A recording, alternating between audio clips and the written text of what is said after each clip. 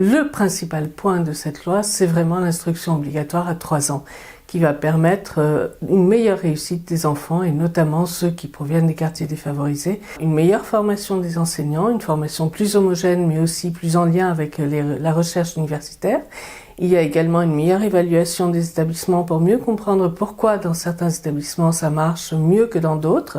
C'est pas du tout une évaluation pour classer ou mettre en concurrence les établissements, mais plutôt pour profiter des bonnes pratiques. Il y a aussi la création d'établissements publics internationaux, qui est une nouveauté. La possibilité d'avoir plus d'innovation pédagogique dans les établissements. Quand même, un point fort, c'est la création d'un rectorat à Mayotte. Il y a 2 mesures dans ce texte qui sont très importantes et dont on n'a pas beaucoup parlé.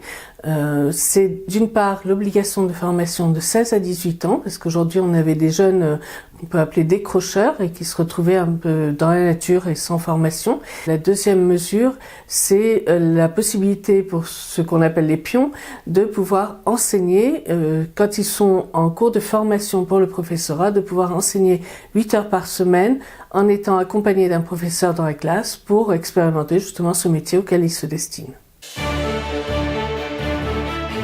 Dans ces amendements du MoDem, on a d'une part une amélioration de la médecine scolaire, puisqu'on va permettre non seulement que les enfants soient suivis, mais également que le corps enseignant puisse avoir une visite médicale qui a pu être amenée, notamment Géraldine Bagné.